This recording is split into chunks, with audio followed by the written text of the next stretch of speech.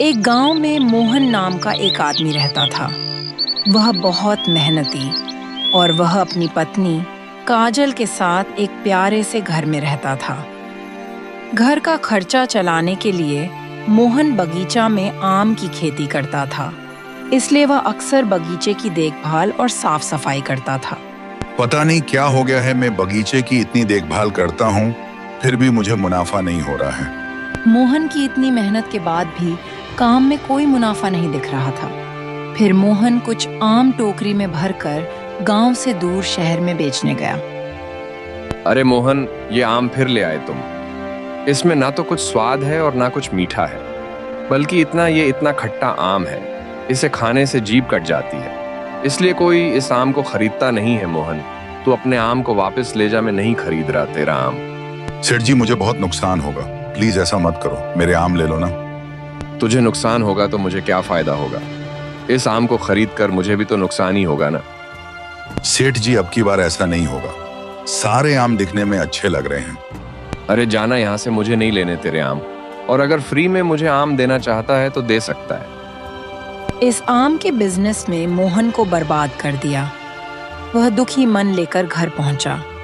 तब मोहन की पत्नी काजल कहने लगी, अजी सुनते हो, इस हफ्ते के लिए तो राशन हो जाएगा, लेकिन अगले हफ्ते का राशन नहीं है और इतना कर्जा हो गया है।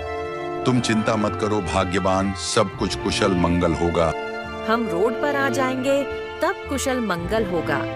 मेरे वश में कुछ नहीं है, मुझे क्या पता था नुकसान होगा इस बिजनेस में। मेरी तो किस्मत ही फूटी थी जो इस फटीचर से मैंने शादी की। अब मुझे कुछ नहीं सुनना, मैं तो अपने मायके जा रही हूँ। जब कर्जा माफ हो जाए और घर का राशन आ जाए तब मुझे बुला लेना। इस तरह मोहन की पत्नी अपने मायके चली गई। अब मोहन बिस्तर पे लेट गया और सोचने लगा, न जाने कौन से जन्म के पाप हैं जो यह दुख मुझे मिला है। फिर अगले दिन मोहन जागा तो उसने गांव में देखा कि बहुत लोग गांव में इकट्ठा हो गए हैं।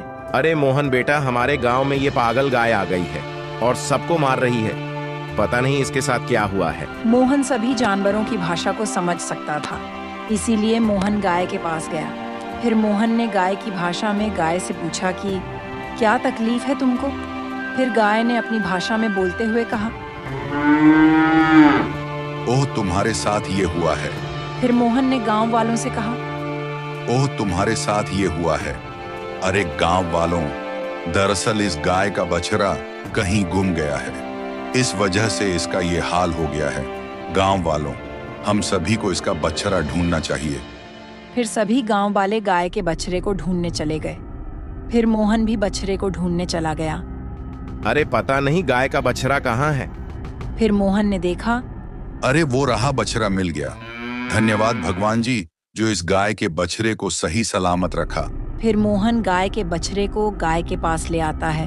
फिर गाय खुश हो जाती है। फिर गांव वाले चले जाते हैं। फिर मोहन भी घर जाने लगता है। तब मोहन गाय को मोहन से लगाव हो गया था। मोहन जहाँ जहाँ जाता गाय उसके पीछे पीछे चली आती। फिर दादाजी ने देखा। तब दादाजी, अरे मोहन, ये क्या, गाय को तुमसे बहुत लगाव हो गया, क्यों ना तुम इस गाय की सेवा करो। मेरे कहने का मतलब है कि गाय को तुम बांध लो और दूध का बिजनेस शुरू करो। ठीक है दादाजी, आप कहते हैं तो मैं ये भी बिजनेस करके देखता हूँ। दादाजी की बात सुनकर मोहन राजी हो गया।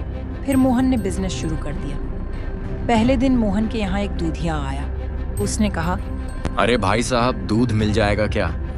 हाँ हाँ, क्यों नहीं, लीजिए दूध। पेमेंट की फिक्र मत करिए, आराम से दे देना पेमेंट। धन्यवाद भाई साहब, मुझ पे इतना भरोसा करने के लिए। अब मैं आपके यहाँ रोज आऊंगा। देखते ही देखते मोहन का बिजनेस तरक्की करने लगा। उसके पास तबेला में बहुत गाय हो गई और दूधिया भी बहुत आने लगी। अरे मोहन बेटा, क्या हाल है? दादाजी धन्यवाद, आपने मुझे सही रास्ता दिखाया।